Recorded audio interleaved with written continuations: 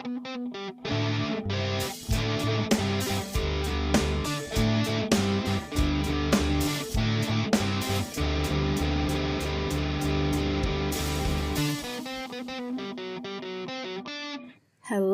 it's Gray. Hello, it's Crystal. And this is Beauties, a supernatural commentary podcast where I, someone who has seen this show many times. And I, someone who only knows the show through social media, discuss every single episode of Supernatural from start to finish. Also, we are both Asian. Both Asian. For today's episode, we are discussing Season 6, Episode 4, Weekend at Bobby's. Written by Andrew Dabb and Daniel Laughlin. Directed by Jensen Ackles. I couldn't really tell that there was anything special directoring-wise, so I guess... Which is probably a good thing, Yeah. It means he wasn't noticeably bad at it. Yeah. And this is like a gimmick episode. Like, there's a gimmick. I suppose that every episode supposedly has a gimmick, though. Yeah. Yeah, but this one, it's a gimmick episode. Okay, let's start with, did you like it? Yes, but I don't think the writers like women. Well, that's obvious from everything that Supernatural has done. Yeah, and every time they brought out the damn cobbler, I started booing and throwing tomatoes at my screen. I think that was stupid. Didn't they just do it one time? No, there's several times where Bobby brings it out and he's like about to take a bite or whatever, and then somebody calls and he's like, oh my god, I never will have rest in order to, like, indulge in the domestic life provided to me by women, which could comfort me. This is so sad. Yeah, and I think me asking, does it ever come up? Is proof that I did it while watching this episode. So sorry. Yeah. No, don't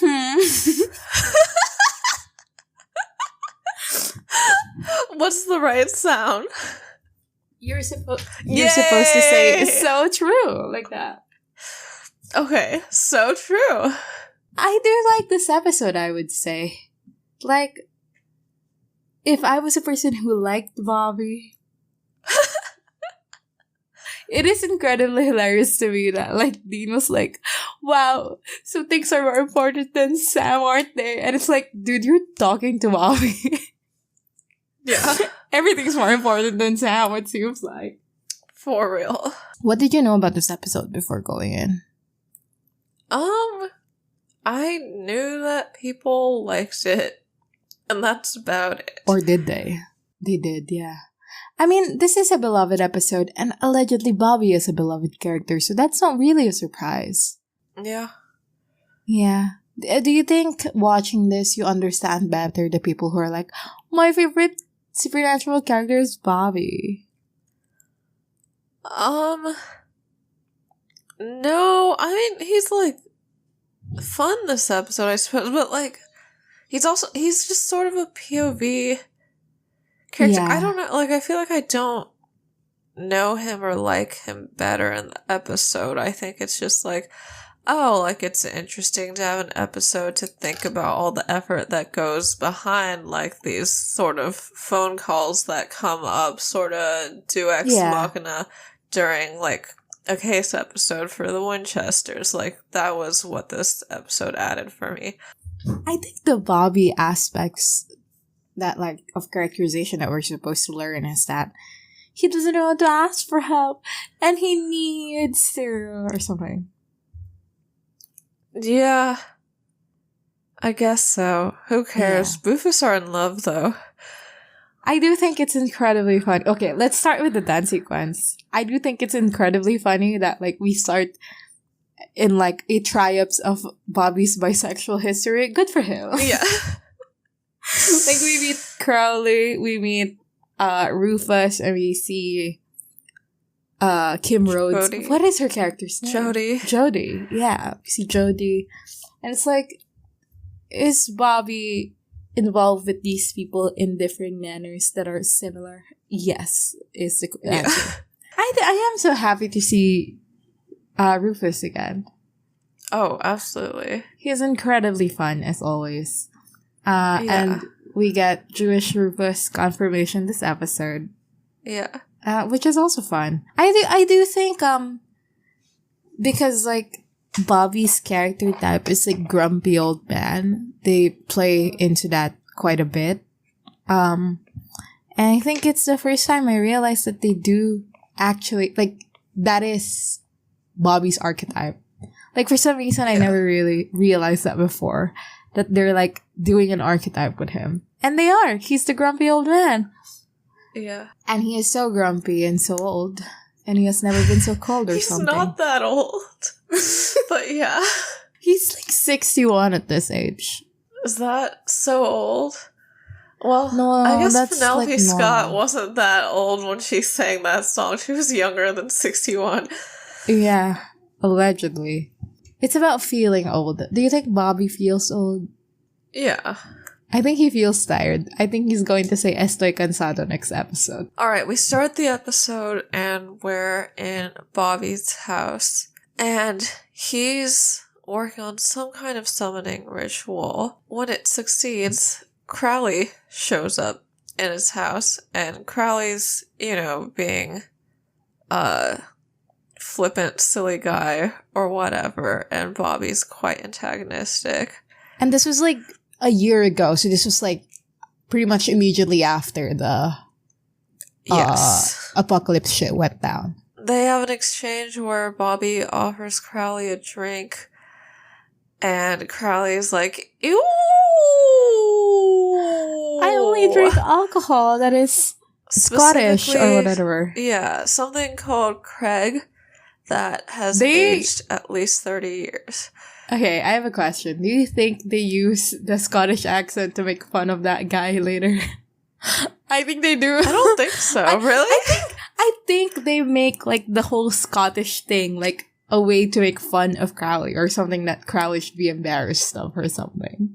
Like they ask him if he wears a skirt and he's like, it's a kilt. No, that's true.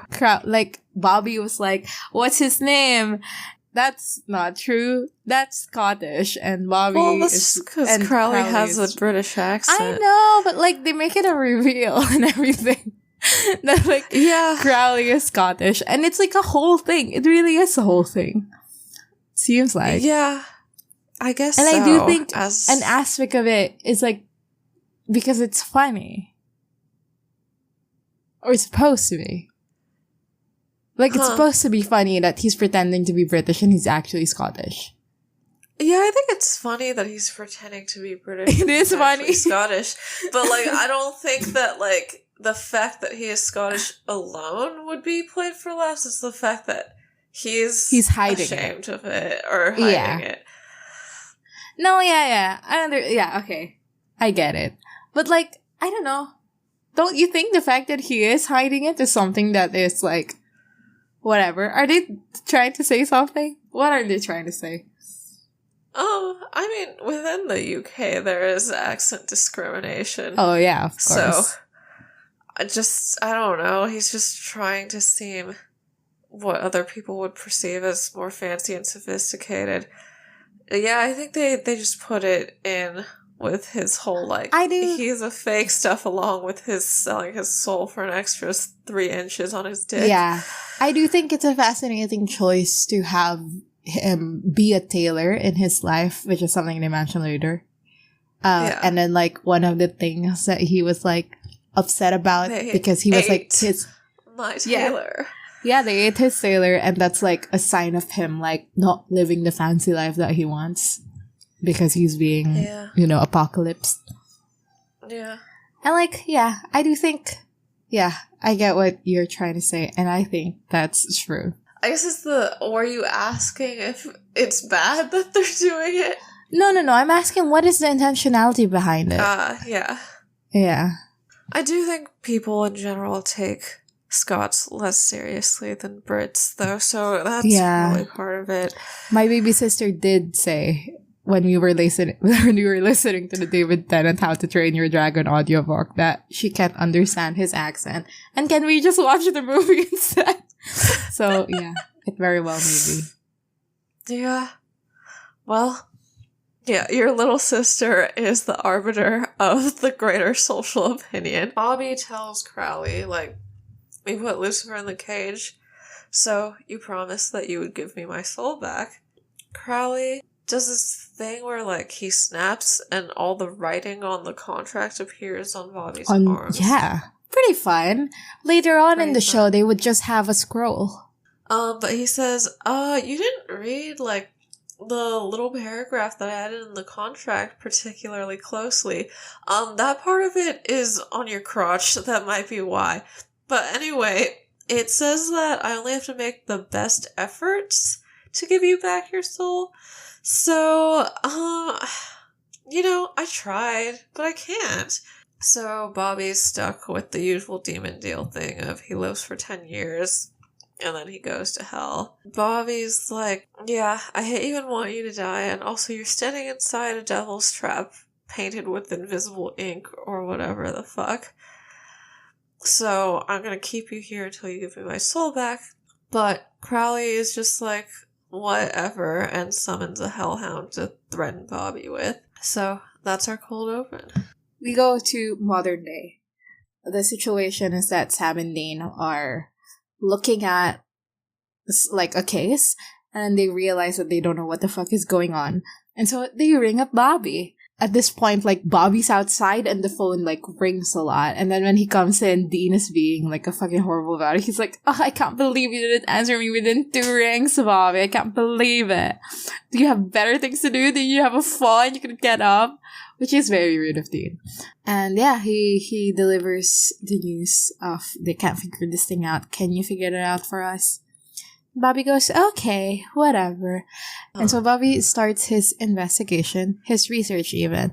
And he like starts reading books from his house. And this is all set in a soundtrack. A song I don't recognize. He's like, oh, damn it. I can't find anything. He goes out. He goes to the Sioux Falls University Library. Very fun. Oh, and he passes on his way neighbor. There, yeah. On his way there, he's driving. There's this lady who, like, he smiles at, and the lady smiles back and waves. And yeah, I do think there is, like, a fun aspect of this where he seems familiar with, like, the people and the place, and, you know, that is fun to think about with the respect of Sam and Dean thinking of hunting. Especially Dean this season. Thinking of hunting as something that has no roots, and that is fundamental to the hunter experience. And then you see Bobby, and he has roots. He says later that he's done a lot for the town. I guess in Dead Men Don't Wear Plaid, we learn that he has a reputation as the town drunk, but that's still a role in the community, I guess. And no, I mean, he does save people and stuff, but, like, I mean, the only reason why those bad things happen to this town is because he's in it. So, like, really, true. What is he doing for this town? A lot, allegedly. I'm sure he's hunted other things before that weren't after him specifically. Stuff is happening, his car won't start, and, like, a door's locked, he breaks in to get inside, and he does say balls throughout this montage. Before this, was it ever like a Bobby tagline? I don't think it was. He'd said it before, and nobody else had said it, so. Yeah, but, like, was it like a thing already? Perhaps it was. I just didn't care about Bobby. It's a very distinct possibility. It's possible indeed. There's, like, more of the montage. And then he figures it out. He calls Dean. Bobby is about to deliver his lore speech. And he says, you're hunting a lamia, which is a Greek monster that they've only seen in Greece. And it's weird that it's not there. It's outside. Anyway, Dean asks, like, how are you gonna kill it? And Bobby just goes, well, the easiest way is a silver knife, bless, blah, blah, blah. And then Dean just goes, okay, whatever, and then hangs up immediately. And Bobby doesn't get... I only love you like a coworker. Literally. Bobby's kind of upset because Dean didn't let him finish his lore montage. And it's 5 a.m. for him. Yeah. What time was it for Dean? Where are they? They're in Wisconsin. Well, I think it's about the same time for Dean. Well, then it's also 5 a.m. They make a big point of the clock showing changing the clock. Yeah, while he's doing research to show how he never gets any rest because he's working for Sam and Dean and all these other people. He's working for the knife that is Sam and Dean. So, he goes, "You're welcome," reinstating to us that Dean didn't even say thank you. Wow. So, at this, there's a call from the basement where some woman yells, "Hey, I'm still here." And Bobby goes downstairs and he has a crossroads demon tied up in his panic room. And he's been questioning her, trying to get her to tell him Crowley's real name, his human name, so that he can threaten him into giving him his soul back. And this demon is a hot woman in a little black dress, like every Crossroads demon we've seen. And she's doing the whole thing where she's crossing and uncrossing her legs and all that stuff because nobody knows how to write evil women on Supernatural. And she's being sexual and she's saying sexual innuendo. And you know what? A part of me was like, wow, I thought the demons were just into Sam and Dean because they thought Sam and Dean were hot, and the show is trying to tell us that Sam and Dean are so hot. But no, they also do it to Bobby, who is just fine. Well, they also have Bobby have a love interest this episode, so maybe their point isn't that all demons are sexual, but that Bobby is so hot. Yeah. Is Bobby hot? A question you will never answer. Yeah, I mean, I can answer it. Okay, no. answer it.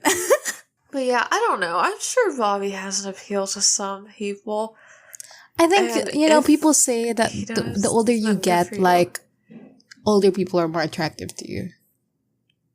Yeah. And that lady later is, I think, younger than him. I don't know. We'll be able to look up the actress later. Or will we? We will. Yeah. Or will we?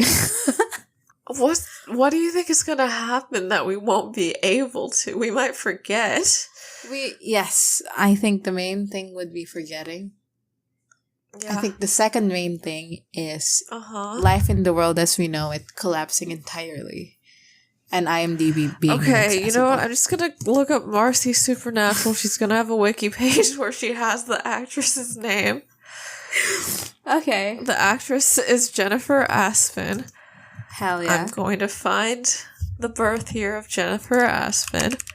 She was born in 1970, so she is younger than whatever this guy's name is. Jim Beaver. What's his name?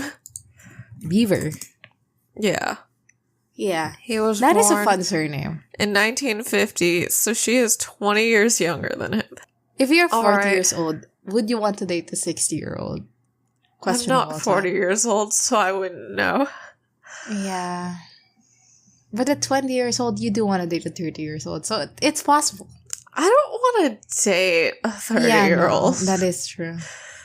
Well, I want to date a 50-year-old, but let's not talk about it. She'll notice you one day. She starts trying to provoke him by bringing up how he killed his wife again and again. And Bobby's just like, no, I just want to torture you by taking something that's yours. They don't tell you what it is until the end of the episode. And lighting it on fire. And she tells him that it's a myth, but he lights the things on fire.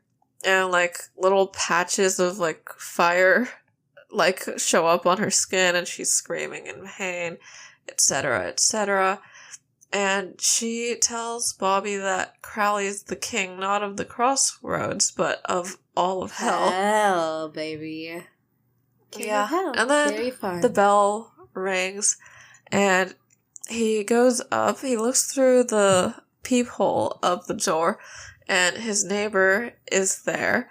And she's like trying to arrange her hair to look nicer. And Bobby checks that his breath doesn't smell bad and straightens his clothes a little before he opens the door. Yeah.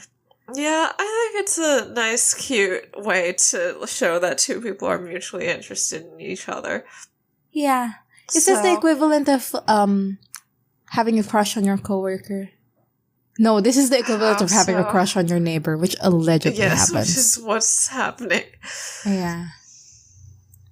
She brought a peach cobbler. What is the thing that Karen was into making? It was pie, right? Yeah, it was pie. Yeah. But yeah. And Marcy's isn't just a peach cobbler, it's a ginger peach cobbler. which sounds wonderful. It does sound fun and good. Yeah. Anyway, she brings it over and, you know, like, she's like, oh, it's really good. It's my specialty. And she tells Bobby to, like, smell it. And then he does, and he's so awkward. But he does, like, give a smile. And he's like, very fun. There is screaming in the back. And Yeah. he goes, oh, yeah, I'm so sorry. I love horror. It's a guilty pleasure of mine. And she's like, oh, love it. Love horror. Have you seen Drag Me to Hell? And he's like, well, I'm trying to avoid it, which is also funny. Yeah. Anyway, she goes, well, like, you know, over the weekend, you can come over to my place. We'll have dinner and we can watch a movie. And I can whip up my batch of famous white chocolate popcorn. Yeah, I'm She's gonna really cook trying. so much because I'm a woman. This is true. But, like, how do you invite Yeah. people to your house? Um, Have a drink, well, don't have drinks. Don't like yeah. drinking. Have some coffee, hate coffee more than alcohol.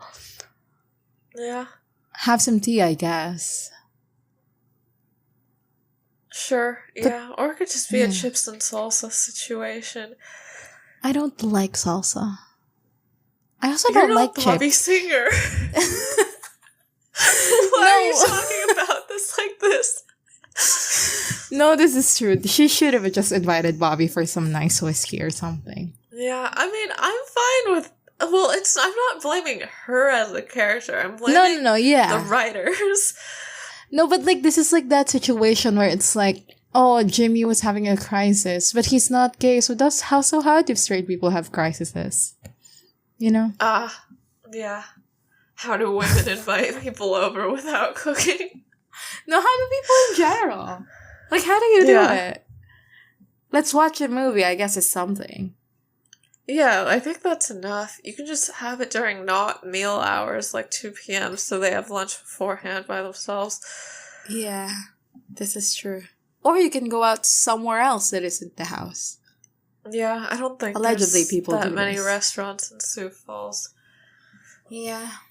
But he's done so much for the community. Maybe even establish a barbecue joint. So true. That's one of his other jobs. We just didn't see it because it wasn't important to his journey. Yeah. It's like, you know, it's like automatic to him. It doesn't even Yeah. register anymore that he's absolutely killing it at the grill. Yeah. That is the thing that he does. He grills stuff, right? Yes. So true. Go Bobby. Anyway, Bobby kind of hesitates. And Marcy's like, okay, yeah, well, that's fine. But I also have, like, a wood chipper that's broken.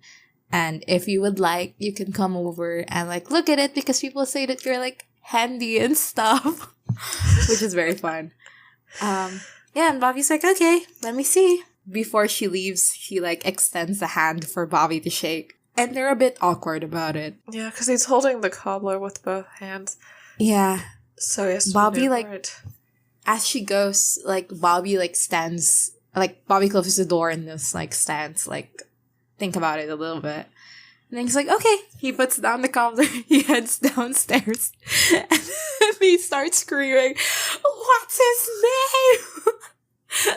To the demon, while blasting it with a flamethrower. We are again faced with the question of all time. What do supernaturals deal with torture? I mean, didn't we already answer this question? It's that Yeah. they don't think that monsters can be convinced or reasoned with. So the only way that the only language it's they a understand rhetorical is pain. question. It's a Yeah. rhetorical question. Okay. Yeah. But they really do have a deal with fucking torture, is what I'm trying to Yeah. bring up. She finally reveals that her Crowley's name is Fergus MacLeod. You know, the name has been revealed. And the Crossroads Demon's like, okay, well, now you gotta send me back. It's our deal. But Bobby just holds up the bag of what? We'll figure out later. And he's like, you know what? I give it my best effort and I'm still going to burn you alive. And so he does by torching the thing in the thing. Are we supposed to think he was cool for that? Or is it like a, No, wow, I mean, he's really gone off the rails? The thing, I think we're supposed to think he's cool because it's not like they make any effort to show us that, like, Bobby's losing it or whatever the fuck. Yeah. And, like, the thing is, I think we're also supposed to think Sam is cool later for going, you know what, Dean?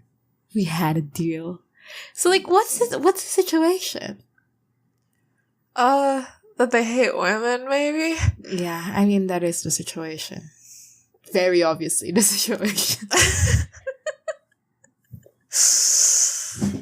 It is fascinating that, like, oh, we had a deal, but you know what? I'm not gonna respect it. It's a sign of strength. But also, we had a deal, and I will respect it. It's also a sign of strength. Yeah. Like, so it's not about the respecting of the deal. It's about the existence of a deal itself, I think, is the thing. I think also the thing is, you're like, the one with power? Yeah, it's the power of, like, but, like, you also have the power if you let the deal hold by itself, right? Or I think the point is that with Crowley, I honestly thought this is what Sam was going to say later. With Crowley can do things for them. Yeah. But this demon is dispensable, I think, is the situation. So it's like, why would I, like, with Crowley, if we let him go now, then it's like, he owes us. Versus this demon, like, yeah, she owes us, but, like, who the fuck cares? Because we don't need her, I think, is the vibe. Uh-huh. Horrible. Bobby's doing some research on Scotland in general. Literally just Scotland. He picks up a call from Garth, who we haven't met yet. Yeah, it's Garth reveal. Hi, Garth. Love Garth. Yeah, and it's a fun little bit where he's like, this doesn't sound like a vampire, you should call the FBI. And then he immediately gets a call on his fake FBI phone, and it's Garth. And Bobby goes, not me, Richard, like the real FBI. I wonder how you're still alive by now. Yeah. I do love that he was just researching Scotland. It's like when Sam looked up vampires. It's so real. Yeah, so real. It's where to start. Yeah, he's picking up a bunch of different phones where he's being an FBI guy, a CDC guy. Yeah. Female hunter mention where at some point while picking up a phone he goes, of course she's one of ours, and if she says she's gotta dig that grave up, you better damn well let her. 5 minutes though. Slay. I do love this scene, and I think, like, it's quite evocative, like the visual of, like, having all the phones there. I am a bit sad that Jensen Ackles, the director of this episode, did not linger on the visual of it. Because it's good. Like, it's a good look. Maybe he did linger on it and I just wasn't looking. That is also a possibility. No, but you mean like sort of a wide shot? Yes. With the montage which they where, do like, he's just moving around, hitting different phones at different times. That would be fun. like have, like, a shot that is, like, the phones. That is, like, not focusing on Bobby, but focusing on the phones. I would have enjoyed. And they do that later in the show when it's Sam and Dean's turn to be those people. Where it's, like, just a bunch of... This ones are flip phones. And it's like, oh yeah, FBI. Which is very fun. And, like, that is... Like, I mean, this scene, like, it's fun. But, like, the value of it for me is... It showcases, like, what Bobby's role is in the community. He really is, like, a pillar in the hunting community, which is very fun. And also, the fact that they bring up this visual again later on with Sam and Dean, as they now become a pillar of the hunting community now that Bobby is gone. Yeah. It is, like, fascinating to think about the fact that Sam and Dean have this, like, such loyalty to the Hunter brand when they have, like, actually quite little connections in the hunting life. Like, you know, I think it is telling that John brought them up in this lifestyle or culture and environment, but also made them pretty much not intermingle with anyone who is also of that lifestyle and environment. You know what I mean? Uh-huh. And I do think if they had more hunter friends, they would ease up a bit. Like, maybe they'd calm down. They would you know? unclench. Yeah, unclench a bit. And, like, I think the times in the show where we have seen, like, the concept of a bigger hunter commune is with Ellen Jo's bar. The Roadhouse, yeah. The Roadhouse. I'm so sorry. I completely forgot the word for it. That's so sad. Yeah. Do you hate women? No. I don't. Well, yeah, so you have the Roadhouse. We have this Bobby thing. And, like, I suppose we'll see it later on in the show. Someone starts pounding on the door, and it's Rufus! And Yeah. iconic scene, I think we've all seen it, where he's, like, leaning on the door frame, out of breath, and he goes, "Oh good, you're home. Listen, you gotta help me bury a body." And Bobby's just staring at him like, what the fuck is up with this guy? Yeah, this scene is wonderful. It is iconic. And yeah, love Rufus. It's the first time we're seeing him since the beginning of season 5, if I'm correct, right? I am correct. Yeah. 502. Stupid ass episode. And I think because in the past we have established that Rufus and Bobby are kind of like they're mad at each other, but jokingly, but also not jokingly, which is a fun dynamic. And like, you know, what we've seen of Rufus and Bobby. Okay, let's like do a like timeline of Rufus and Bobby from what we've seen in the show so far.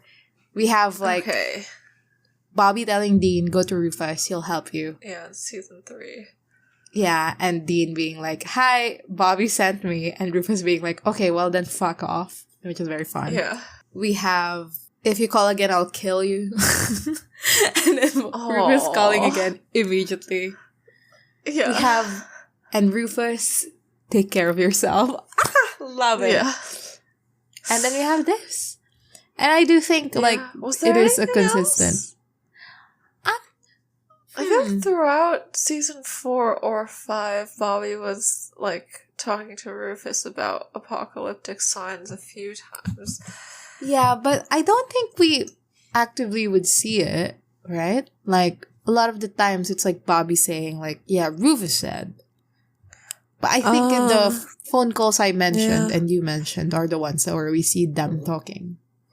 Right.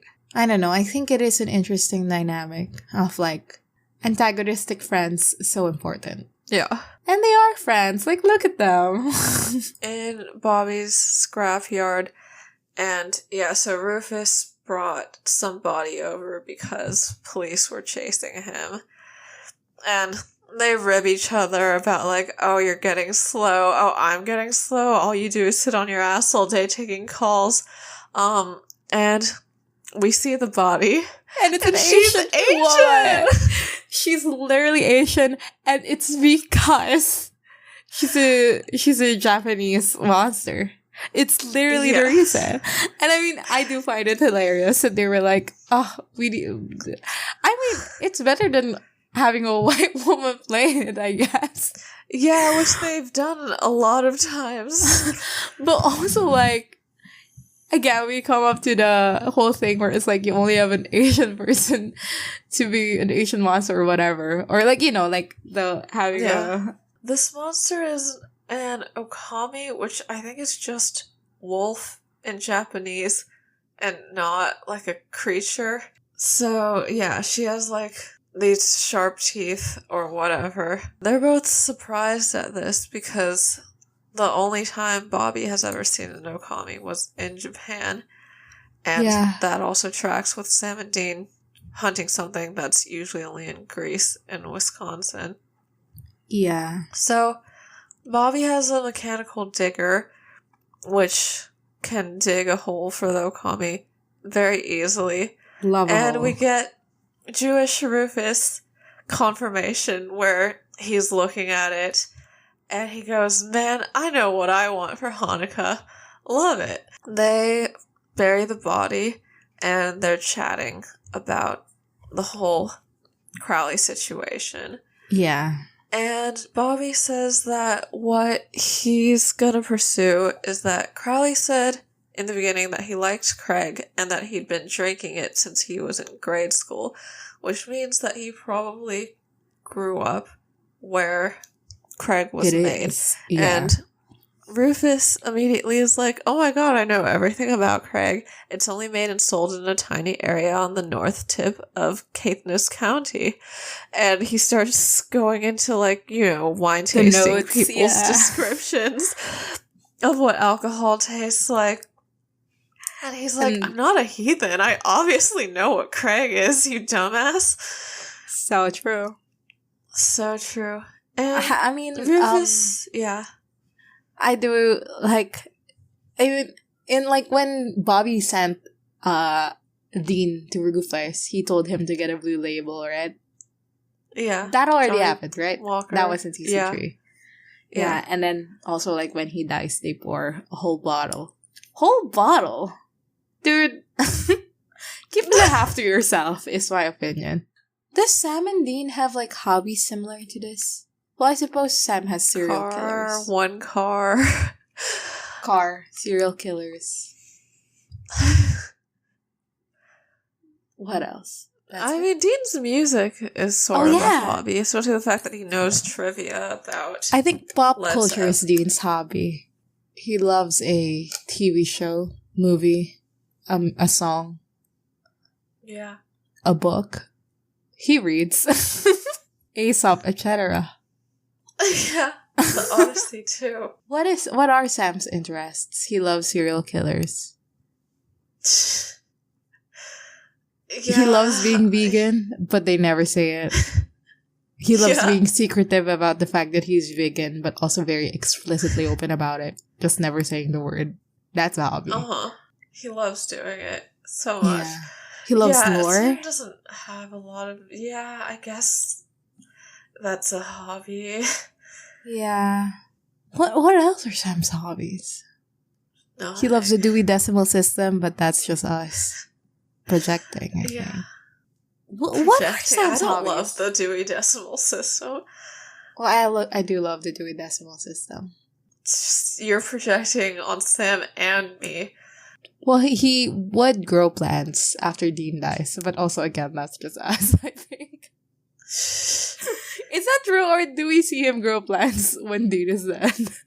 I don't remember. Well, I haven't You've seen never it also. seen him. Yeah. I was viciously reminded of Jared Padalecki's wig at the finale of Supernatural recently. Yeah.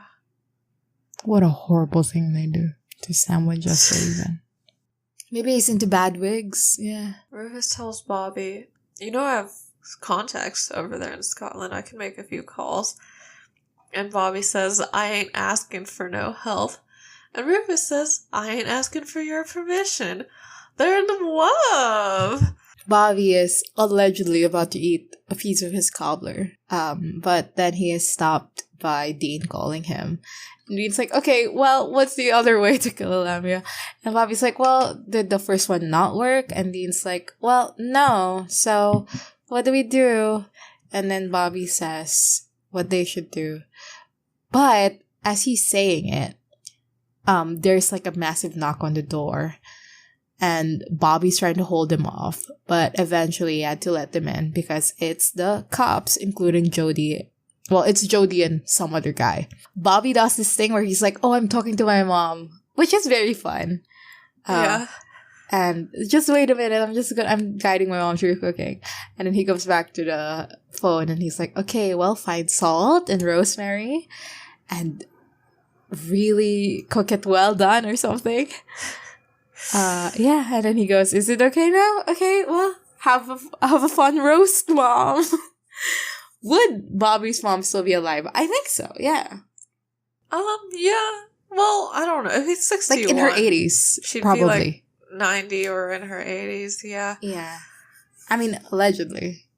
She's probably dead. Yeah, she's probably dead. I thought it was sweet that he stayed on the phone until he knew Yeah, for it was sure done. that Yeah. Lamia was dead. Well, the last time Dean hung up on him, it didn't work. True. So, by the process of elimination, it is Bobby that killed that thing. Yeah.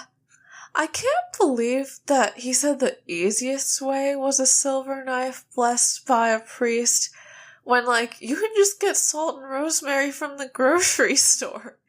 How do you get a priest who is maybe not aware of what that silver knife is supposed to do to bless your silver knife? Just be like, this was, like, my dad's favorite knife and he died recently or some shit. Do you think that's gonna work? I don't My know. first idea You're the was Catholic that one. No, Let me know. Okay. Yeah. My first idea was that they have a car. So they'll be like, oh, our car is new, like it's vintage, we just want it. We want it blessed, which is something people do. People get car blessings. And so they have like the car there. And then they put the knife in the car. And then the priest blesses the car. And it will in turn bless the knife. Will it? I don't know. The intentionality is in fact. Yeah. But you know, like when you bless a car, you open everything. So like So he sees the 1 million guns they have. no, I'm assuming they would put that compartment down. But if they put the knife somewhere that like a bit of it is like peeking out, like of the seat or something, but it's still obstructed, and the priest does the holy water, it will touch the knife and will therefore bless it. What do you think? Sure, why not? Honestly, I don't think it works like that. I think there needs to be an intentionality behind blessing this specific thing. But you know what? It could be possible. Yeah, I guess it was the flamethrower aspect of it that was harder, but they just had one. Yeah, do you think they do mass blessings of weapons? Like, at this point, just have every weapon blessed, right? True. Does it ever wear off? I don't know. I mean, does holy water wear off? Yeah, Not I if think you so. bottle it. It evaporates. Oh, this is true. But would the vapor be holy? Do you have holy the vapor? vapor would be in the air and not on the weapon. Would the particles itself...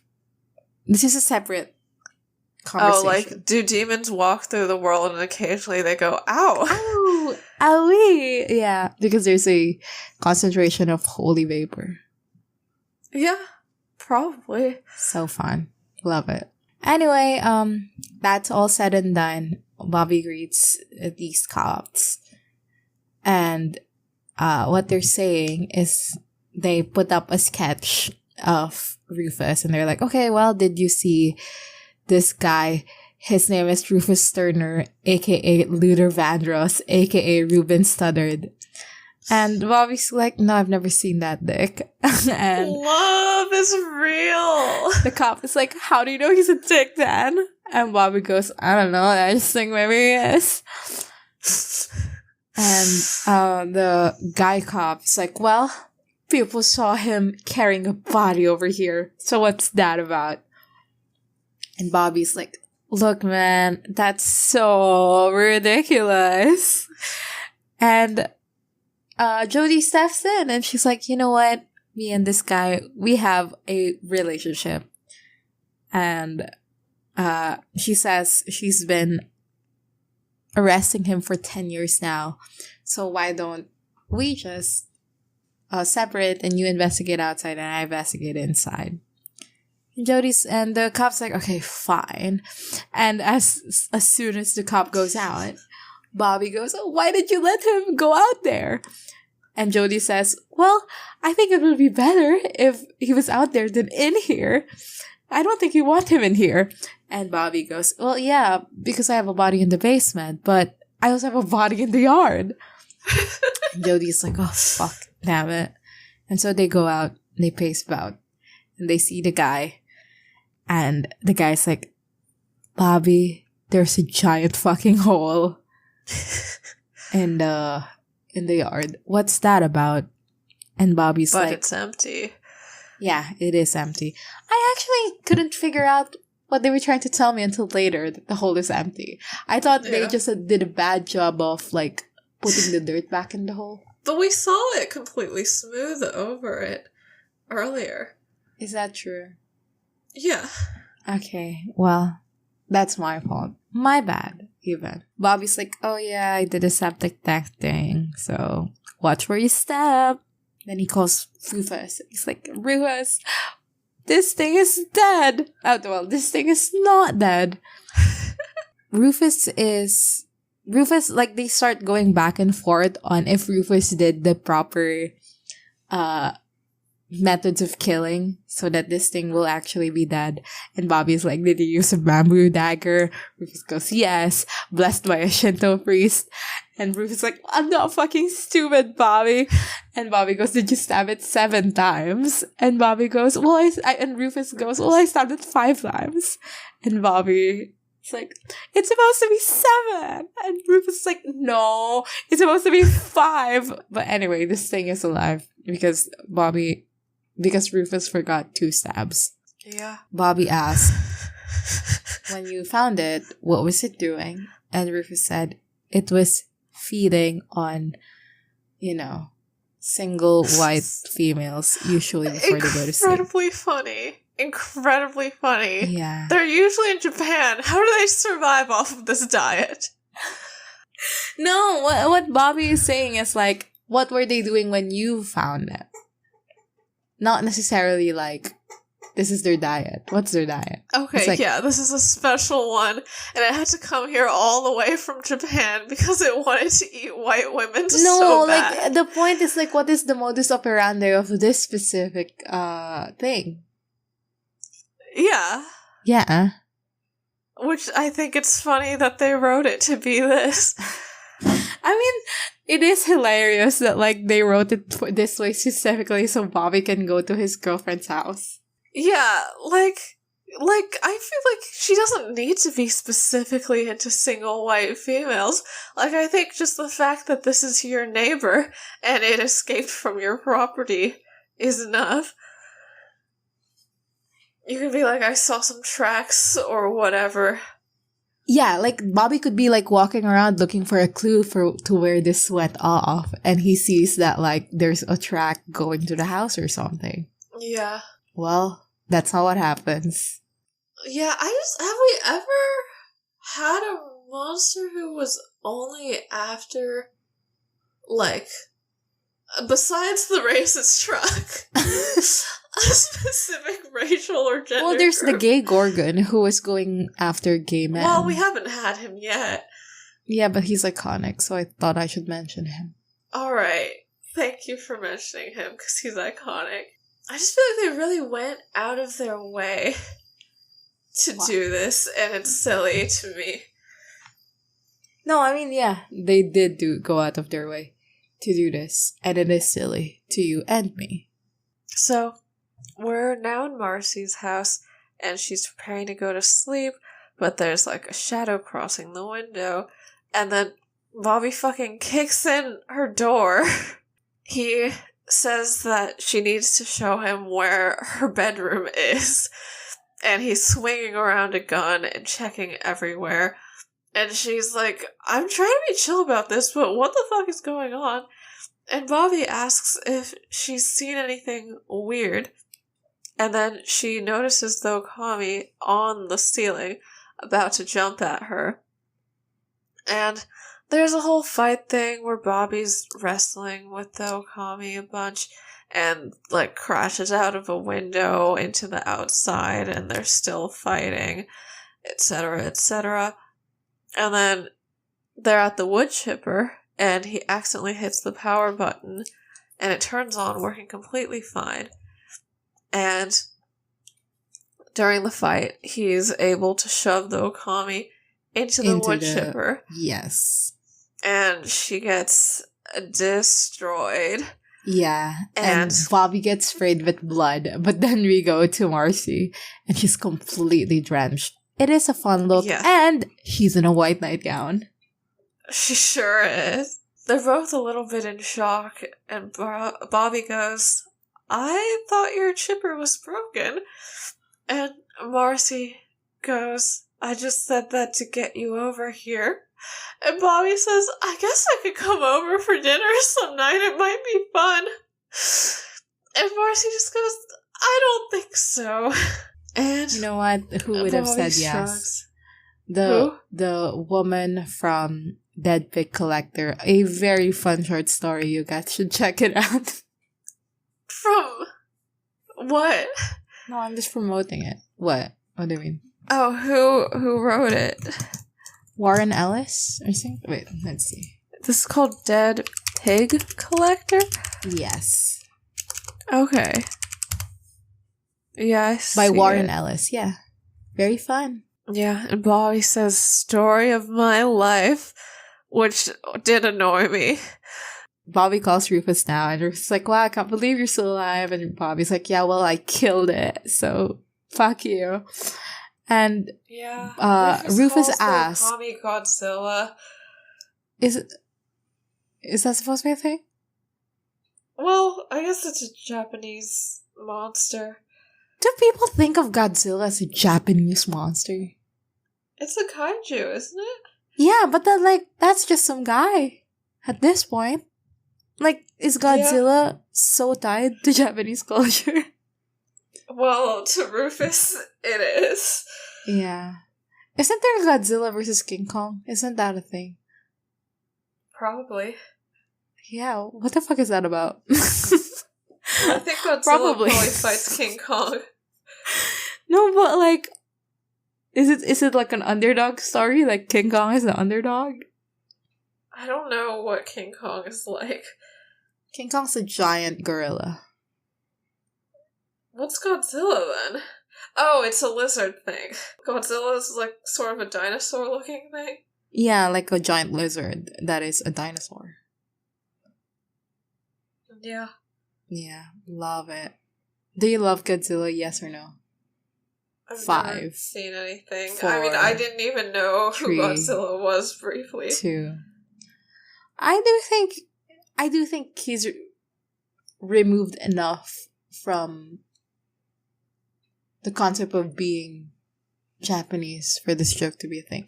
Although, now that I think about it, why else would they make it? Yeah. And also, this was in 2010, so maybe the concept of Godzilla is less pronounced in pop culture.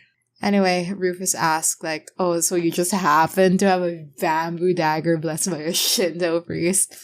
And Bobby goes, no, I shoved her through a wood chipper. And Rufus goes like, okay, dokie. Well, wood chipper, that's trumps everything, which is pretty fun. And it does remind me of when Rufus was like, I'm gonna blow their legs off. And Dean or something was like, that's not gonna kill them. And he goes, well, they can't run if they don't have legs. Rufus thanks Bobby and, like, apologizes. He says, I screwed up. Okay, Bobby says, forget it. I figure I still owe you more than you owe me, which is a reference to the thing we never learn in canon, which is that Bobby's partly responsible for Rufus's daughter's death, right? Is that true? There's a bonus content thing where I know that, but like, is that really yeah. what this statement means? I think so. I think it's about their past. It felt loaded. Yeah, Rufus does do a about it. So maybe. It's so sad that never makes its way into the show in actuality. Like, and they kill him, so it's not like they were like, we'll reveal this later down the line in the Bobby Rufus story, and then they forgot. Rufus takes a moment to process those words, and then he goes, okay, well, you owe me another thing, because I have a lead on Crowley. His full name is Fergus Roderick MacLeod. He was born in Canaspace, Scotland in 1661, and he had a son named Gavin. After Caravaggio and Shakespeare. So true. So true. The son was the captain of a trading ship that sank in 1723 off the coast of Massachusetts, so he has a ring that is inside a maritime museum of Andover. And Bobby says, I need that ring. And Rufus goes, are you asking for my help, Bob? Very cute. So true. And Bobby very reluctantly says, I'm asking for a ring, and I'd appreciate your help getting it. The world's best way to propose they're marriage. About to get married. So true. So true. Bobby said, marry me a little. Is that a funny joke, or is it so corny?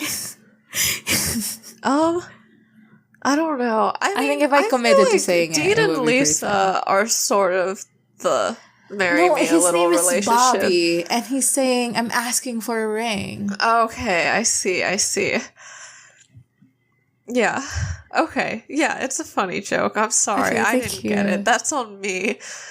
Yeah, you were too invested in the plot of Company to realize the incredibly shallow joke I made. Silly me. Rufus is already heading to Andover to get this ring, and Supernatural thinks we're stupid, so he has him exposit to Bobby that, so your plan is to get the ring and summon Gavin's ghosts in order to exchange hostages with Crowley so that you can have your soul back. Bobby says, yeah, something like that. He is trying to eat the cobbler again, where he takes it out of the fridge, but then the phone rings, and he's so sad.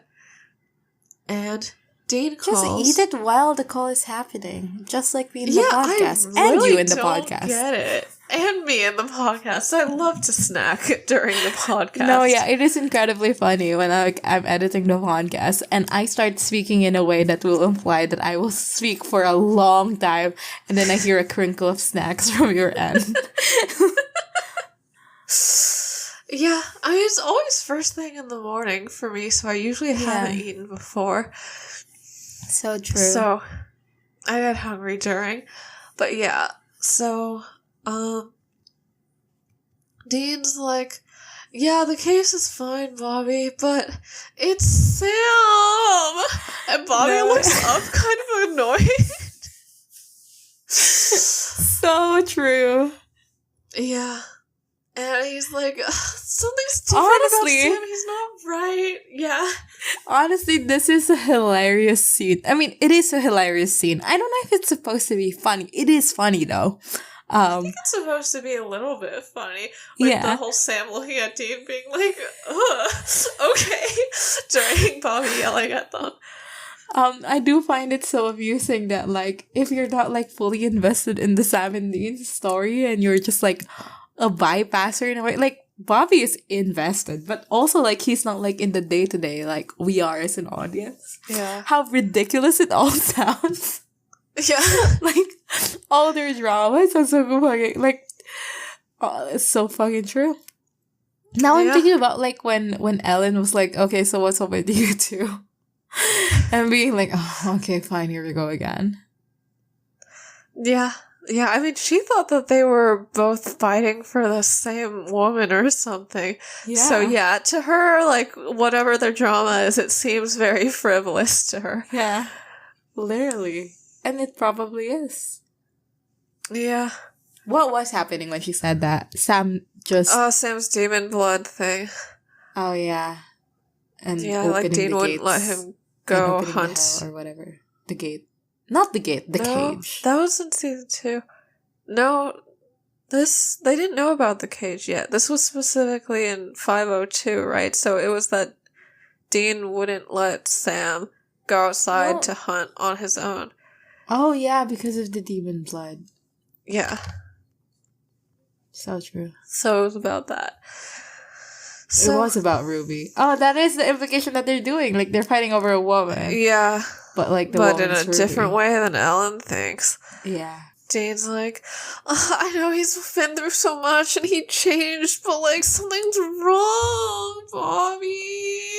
And someone starts calling Bobby, specifically Rufus. And Bobby's trying to cut this short. But Dean's all like, can you tell me everything about what Sam was like during the year while he was away? And Bobby's just like, Dean, no, I have another call. And he goes, "You He what?" he puts Dean on hold, and Dean is so bitter, upset, sad, crying, throwing up. Yeah. So Bobby says, "I have to take this, it's important." And Dean scoffingly laughs and goes, "More important than Sam?" It's literally Bobby, dude. Bobby doesn't give a fuck. And the thing is, Yeah. it is not urgent. It is a conversation that can have a pause, you know? This is not something that is... the thing is, Bobby... to be perfectly clear, Bobby didn't hang up. He put Dean on hold. Which means that he is committing to going back to this conversation. And if Dean later on wasn't like, "Oh yeah, Bobby, never mind then. Fuck you." Bobby would have continued that fucking call. Yeah, I mean, Dean's just meant to be extremely selfish right now in order to cause Bobby to snap. So, these are all things that the writers agree with. I think it's just, it's about how Dean doesn't think about how Bobby has other hunters that he's in contact with. He thinks that he's so special, so he can't imagine that anything could be, time sensitive for him, etc. Yeah. So, you know what should have happened at some point in Supernatural? Yeah. While Sam and Dean are visiting Bobby, there happens to be 2 other hunters that are visiting Bobby that are around their age. And they realize that Bobby has so many, like a kid to be people in his life. Yeah. It will be hilarious. Dean would literally cry and throw up. Oh, absolutely. In Denman Don't Wear Plaid, he was like, "Karen, I hate you, and Bobby's like a father to me.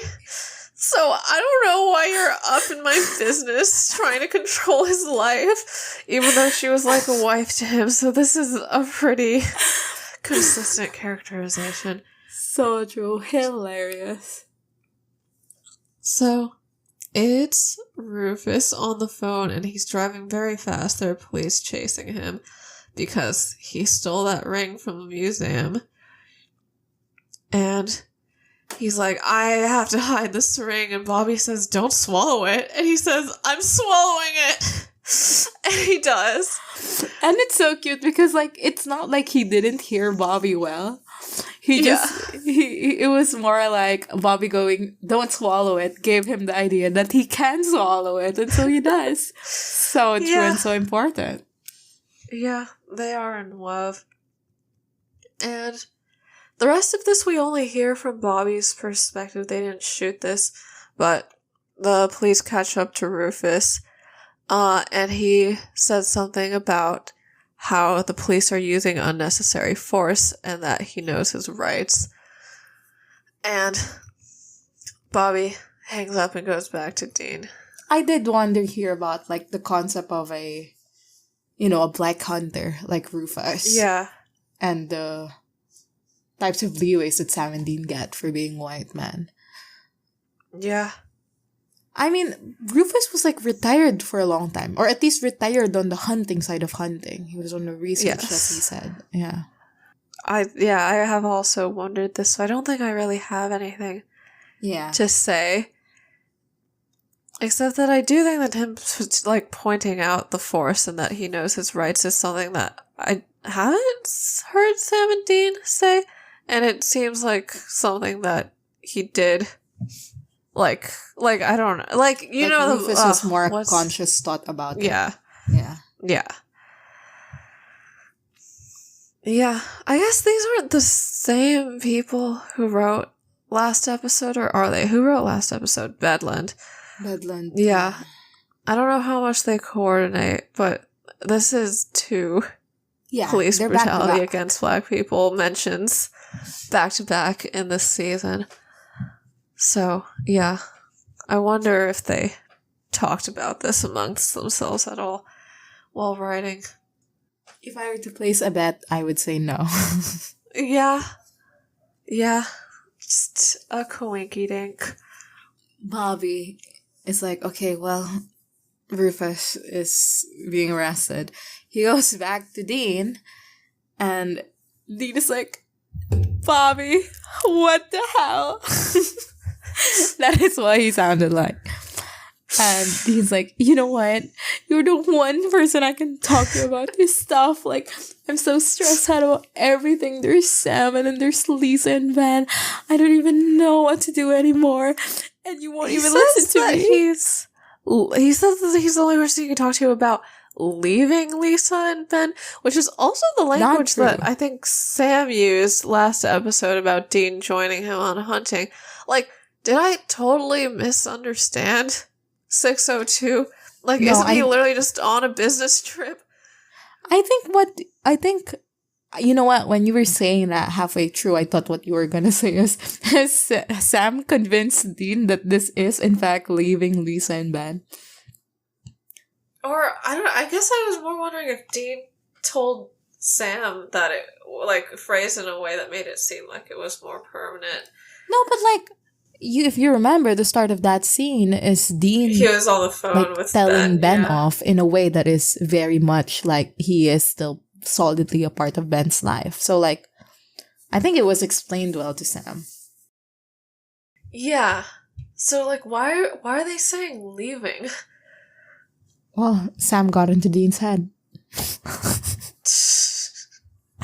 So true. He's not coming back anymore. Yeah. Except when he's a vampire. I know that happens. Only when he's a vampire. Any other situation, he's not coming back. Yeah. As Dean is going on this retort, Bobby just does the Kubrick stare. And, like, you know, he goes, okay, well, I hear you, Dean, but, like, now's not a good time. And Dean just goes, yeah, you know what? Forget it. I mean, I'm burying myself like a freaking girl here. And you've got stuff to do, so that's fine. But seriously, a little selfish. It's not all about you, Mom. He's hilarious. They really ham it up here.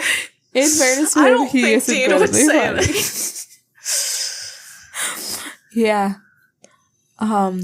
Anyway, Bobby just goes like, okay, well, where's your brother?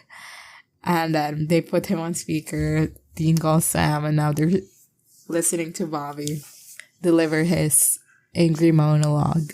And then he goes, well, I love you both like you're my own. I do.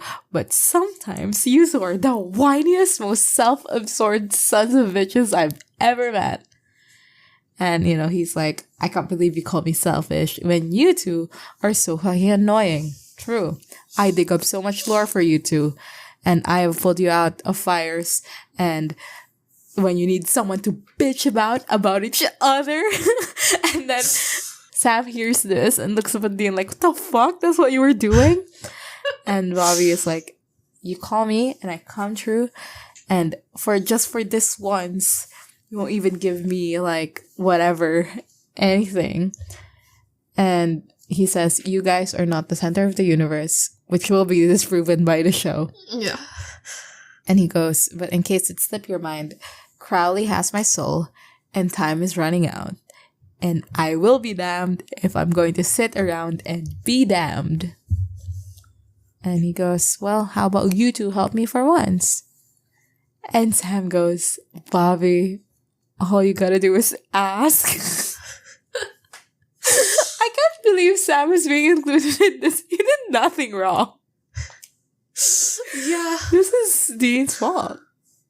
Yeah, I don't know, man. Maybe Sam was really annoying during that year, and Bobby's just been building up to this for him, too. Literally.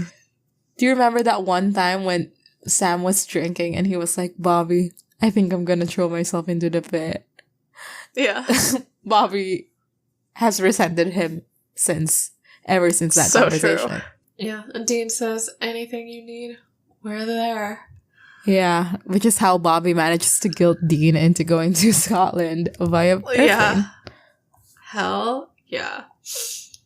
So, the next day, he meets up with Jody, and yeah, she says that Marcy called the police, and she told her that she'd look into the home invasion but didn't file a report. That seems quite mean. Like, Marcy saw, like, the Okami, like, or, sorry, the Okami? Yeah. Marcy saw the Okami. Like, Yeah. I feel like Jody should probably just explain I it to mean, her. not only saw the Okami go through a fucking wood chipper. Like, Yeah. what's going on? I don't know. But yeah, they don't care, because what Bobby needs is a favor for his boy best friend. And he did not let go. Rufus is being held in Massachusetts on a burglary charge, and he needs Jody to extradite him for a murder charge. And this is, Bobby reaching out and asking for help more. That's his arc, as you've mentioned. And Jody's like, that is not going to happen. It's so hard. I would have to call in all my favors. And how are you going to help him escape from being here under a murder charge? This is going to ruin my career. And Bobby's like, please? Yeah, I've done a lot for this town, including things you don't know about, and I'm not good at this asking for help thing, but please? And Jody says, sorry, I can't. And he's very sad in his house. And then there's a knock, and Jody's there with Rufus. And Rufus goes, miss me? Ah, I love love. Jody says that they have 1 hour, and then she's going to call the feds and say that Rufus escaped. And Bobby goes, thank you. And Rufus produces the ring, which I guess he shot out at some point. Yeah. And Bobby is off to clean it. Bobby summons the son of Crowley. And this dude's name is Gavin. But later on, and honestly, until now, and honestly, I thought his name was Kevin.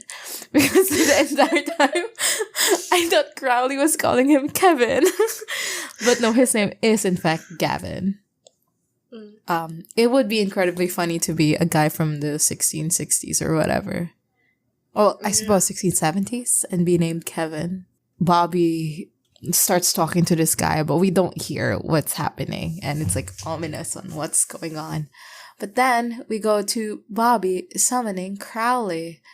And Crowley allegedly looks bad, but I think he looks completely fine.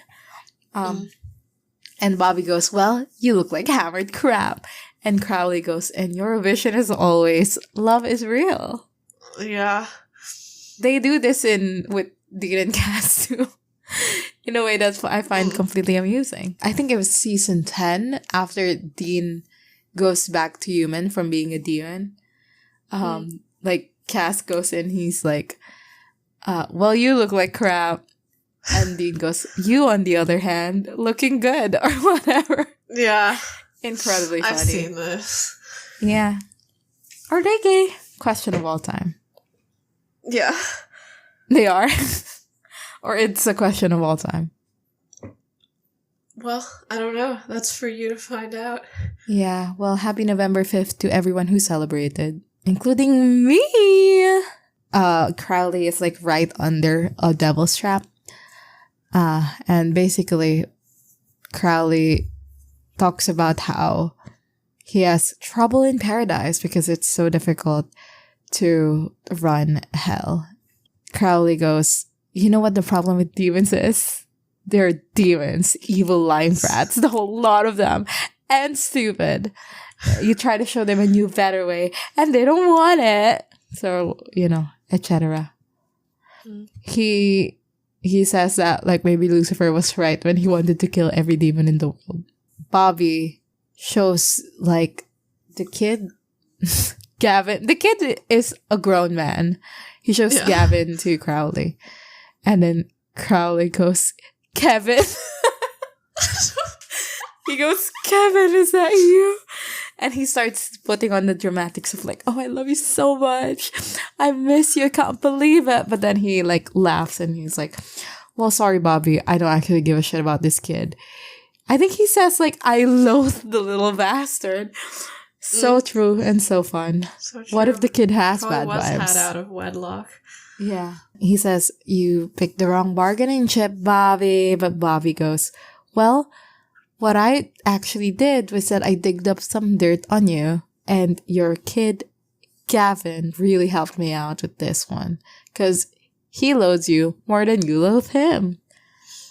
And, Crowley goes like, what did you tell him? Kevin goes, everything. Bobby says that Crowley was, as we said, a tailor who sold his soul for extra 3 inches on his dick. And Crowley goes, well, I'm just trying to hit double digits. So true. Real. Bobby also says, and I know where you're buried. And he calls Dean. And Dean's like, hi, Crowley. We're in Scotland right now. And we pan over to Sam and Dean, who are in Scotland right now. And there's like a castle behind them. So they're in Scotland right now. And they're digging up a grave, and they go, oh, we've gone international. In fact, we're in your neck of the woods. Do you need a visa to go to the UK? I don't know. Let's see. Fly to UK visa. No. No? No. Oh, you are permitted to go without a visa. That's cool as hell. Dean asks, like, did you really use to wear a skirt? Crowley goes, I had very athletic calves. Anyway, they explain that what they're doing is they're digging up his bones and they're going to burn that thing. And Crowley says, well, it's a myth. You can't kill me by burning my bones. But Bobby goes, I know an employee of yours that would disagree. And then we flash back to the demon and realize that what's inside those bags? Human bones. And they're her bones. Yep. And Bobby burned them to kill her. R.I.P. Bobby has this speech about how, like, oh, you think you're so special? You're just a ghost, but worse. Anyway, Dean does this thing where he's like flicking the lighter over and over again.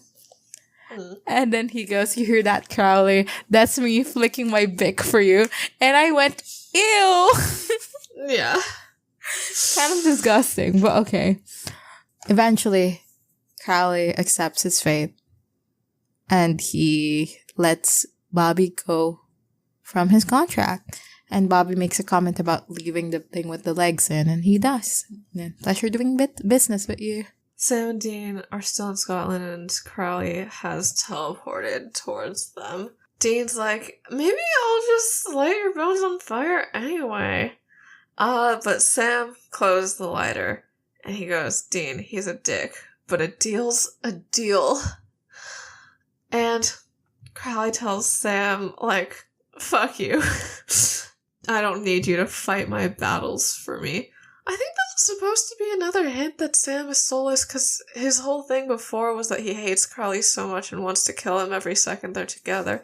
Crowley disappears, and they do a shot of Scotland where they pan out to the castle and, like, the woods and shit. So true. Don't know why. I mean, yeah, and Bobby, they don't know how to show anything. And then, I mean, I do think the bit where Dean is driving on the other side is very fun. Right, so Dean's driving on the wrong side of the road. He's on the phone with Bobby, and Bobby says, thank you for doing that, especially because I know you hate flying. Dean's like, no, it's cool, I love riling up Crowley and shit. And Sam says that he was so, like, Dean was so nervous and puked 4 times. And Dean says that if some nutjob decided to try something, he was going to attack them with a fork. So Dean's afraid of flying because he thinks 9/11's gonna happen again. It's not because it's just, like, it's really high up in the air. Is that what it implies? I thought... Well, it says that what he was afraid of was, like, somebody trying to attack him, right? Yeah. So... I thought, like, 104, okay. He was just saying that, like, humans aren't supposed to be that high up or something. Yeah, but now they're like, he was afraid because he's afraid that someone's going to be a terrorist in the plane. Yeah. I thought what they were doing here was that, oh yeah, Dean's afraid of flying. And it's made him paranoid in all other aspects. That could be it. Yeah. Just like when you were flying, and I was like, what if the plane crashes or Crystal chokes on a cracker or something? So true. Those Biscoffs are really dry, and I don't like them. I know that's not a popular opinion, but I don't like Biscoffs. I think they're bad. I like them. I'll eat them. Okay, I'll bring them all to you. Thank you. Bobby's like, I'm sorry for what I said earlier. And Sam's like, no, you're right. We take you for granted. Dean's like, you've been helping us for so long and we would be dead without you. And then Bobby says, okay then, let's roll credits on this chick flick. And I guess I was literally just making fun of them for having emotions earlier too, but it wasn't gendered, and that's why I'm better. So, or is it? Or is it? I do think the... Wait, when were you making fun of them having emotions? By saying it in a silly voice. Oh, okay. Okay, well, I think maybe what? my silly voice is gendered, though. Like, it's higher pitched than my regular voice. I think it's supposed to show childishness. Like, a child will have a higher voice. That's true. Okay, but when we do Valley Girl accents, when we're making fun of them, I think that is gendered. What is a Valley Girl accent? Like, oh my god. Or whatever. Like, do we do that? Exactly, this is the first time I've ever heard you use that voice. Not exactly that, but like, I don't know. I don't think that was a Valley Girl accent. I need to review what a Valley Girl accent is. I think you have a Valley Girl accent, just fundamentally. In general? Yeah? You think that's not true? I don't think that's true. Okay. Maybe it's true. Yeah, so Bobby says that. No, you're right. They are weird about Scotland, because he says, try some of the local grub. I hear it's exotic. What does that mean? Like, they have that sausage thing, right? That, like, it's blood or something? Which is normal schnorrel in many places. Or, yeah, I don't know. Something. Dean's just going to Olive Garden. Good call. You know what? They should have said... all-you-can-eat deal's good. They should have said they should try the whiskey there, which they should have. They're whiskey enthusiasts. It's true.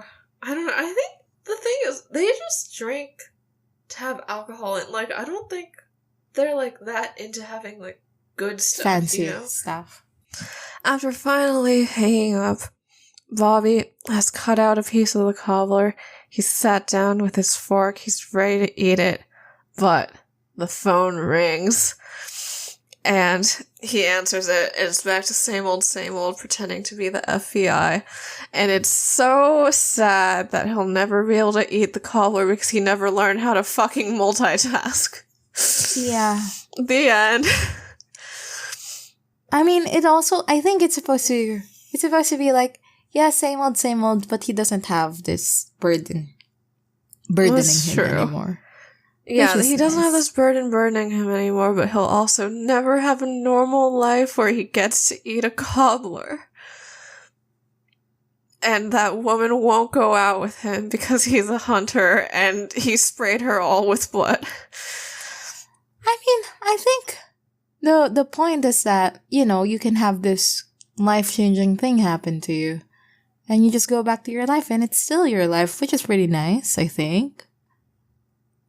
Yeah, but the fact that he's like, oh, like, of course, this is how it turns out when she turns down his I'll come over for dinner thing. But he's not, like, upset. He's not, like, upset at this point in the episode. He's not upset, but I think that... But, like, the whole thing is, like, you're supposed to feel bad for him because he can't have a normal life, and that normal life is symbolized by woman thing, Are you? I think it's excellent when... someone is pursuing you or you're pursuing someone and it falls apart and you're like, now it's done and I can go back to my life. Which is what's happening to Bobby. So you think he was really, really happy about it? Well, I mean, he was, I think there is a feeling of like, oh, new thing. Well, new thing's over, I can go back to my life. But he's not happy about it. Is he not? He looks fine. He's upset during the episode. He's often upset. No, he's upset because there's this fucking time that's ticking for him, and his soul is going to be taken to hell and tortured forever, and now that's done and he's fine. Yeah, now that's done, it's fine, but he also can't eat a cobbler, and he's been trying to for many times throughout the episode. This is true. But I thought it was like, you know, like at the end of a sitcom and you're like, silly me. Like that kind of thing. I think we're supposed to be sad about it. Oh, really? Who even likes he a peach tries cobbler? so much to eat the cobbler. Like, it's just like it's the real storyline. Answer the phone. I agree. And I think that they could have done that as like he's still able to like have like joys and like little things in life while pursuing this life. But like they don't have him do that to be like his life is so hard. I think it would be fun if he delivers a sentence and then like takes a bite, which I think would be fine. I agree. But they didn't because they were trying to say something else. Yeah. Well, that's it for this episode. Best line, worst line? It's, yeah. Oh, God, there were lines. I'm sure I laughed at points. I do love Rufus this episode, so I think my best line should go to him. I would say I love when Bobby goes, wood chipper, and Rufus takes a pause and goes, okie dokie, wood chipper, that's gonna do it. They're very cute. He's so charming. Yeah. I like when Bobby says that he's not asking for Rufus's help, and Rufus says, I ain't asking for your permission. Yeah, that is good. And you know what? I do think it's fascinating that, like, both of them play the role of, like, grumpy old guy. But, like, Rufus is charming and charismatic, and Bobby's just there. I'm so sorry. Yeah. It's true, though. Yeah.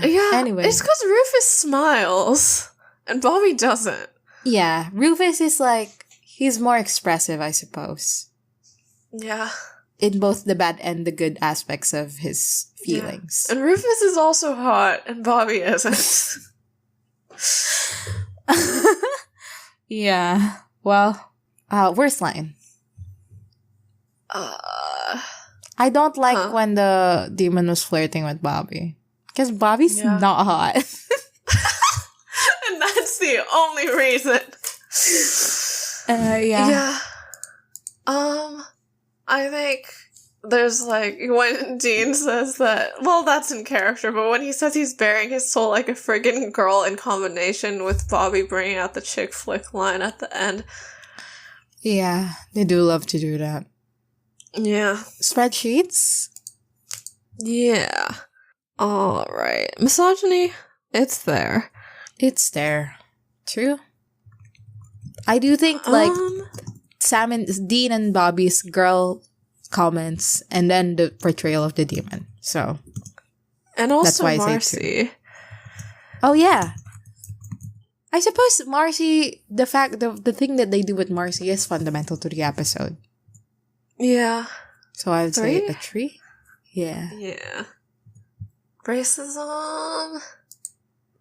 I don't think so. I don't think so. Well, was the Okami? Oh. A little bit. I don't know.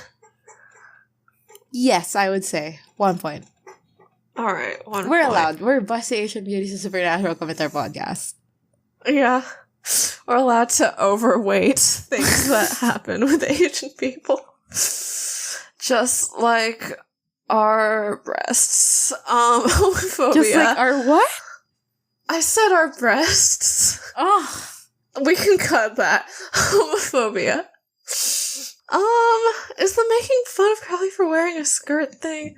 The homophobia and trans misogyny is always pretty combined and supernatural. Yeah. I'll give it a 1. IMDb. People like this episode. I know that people like this episode. Do they like it enough to stop hating season 6 so much? That it's like I'm back to regular supernatural going to guess, and I would say yes. I'm giving this an 8.6. Okay, I was thinking 8.5, but also That might be, I don't know. I think I want to go higher because I feel like I know this episode's really liked, but also every time we've gone high, it's been wrong. Yeah. Because people hate season 6. I'll just go with my initial instinct of 8.5. Okay, let's see. Watch it be a fucking 9. It's a 9.1. We're so wrong about everything always. Well, I'm writer, so. Yeah. Okay. People really love this episode. People do like it when you go outside of the typical format. Yeah. Absolute Gen of season 6, the second best episode overall. What's the first? Overall what? Overall of the show? Maybe. Yeah, they said that gag with Garth is wonderful. So true, I do love it. I suppose that is also a favorite line of mine if I were to choose to. Yeah, love that was it. fun. Yeah. Yeah, Bobby and Crowley were such a good break from the boys. I love them, but sometimes it's a bit much. Yeah. Real. Okay, there are some very disturbing scenes. The demon execution in Bobby's basement, and some very funny scenes. The woman. What the Marcy? fuck is the woman? Do they mean Marcy? They loved the movie Drag Me to Hell and is very glad that it was mentioned. The only thing I'm asking myself, does this episode solve the problem Dean and Sam had all of season 2 in just one episode? What the fuck was their problem in season 2? Like they could burn Azazel's bones. Oh. Hell yeah. They could. But isn't Azazel a prince of hell? Crowley's the king of hell. No, but like a prince of hell means you're old as fuck. Oh, maybe. Yeah. They were going international. Oh my god! Wait, this What? is so fun! Someone rated this 10 out of 10, said I'd been waiting for this and didn't know it. And then at the end they say, now can someone tell me if there's one like it for Castiel? That would be worth continuing to watch. I can't wait for this person to have probably already gone to Man Who Would Be King. Yeah. Oh, Very let's give it a cute. like. I'll make it helpful. Oh no, it's asking me to You need sign an in for an account. account. Fuck Wait, off. this is their only Oh my review God. on IMDb. They review. We go together. We go together. They review. What? I know. Wait, sorry. I thought they reviewed Much Ado About Nothing. But turns out, I'm looking at my recent review.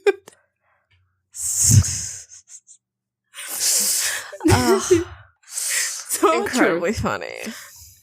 Yeah. My last ones before the last 2 Supernatural episodes are Crazy Rich Asians, Jimmy O. Young, and Love Heart. No, yeah, we can see the journey and the destination. That's it for this episode of Us Asian Beauties. Next week, we will be discussing Season 6, Episode 5, Live Free or Try Hard. Leave us a rating or review wherever you get your podcasts. Follow us on social media. We are on Tumblr at bustyasianbeautiespod.tumblr.com. And wait, I didn't open my sticky note for what this last part is. I thought I knew it. I don't. Our official tag is BABPOD, BABPOD. Thanks to everyone who's donated to our Ko-fi at ko-fi.com/bustyasianbeautiespod, which is where our outtakes live, and check out our merch at babpod.redbubble.com. You can email us any feedback, comments, or inquiries at bustyasianbeautiespod@gmail.com. See you guys next time. Bye! Bye!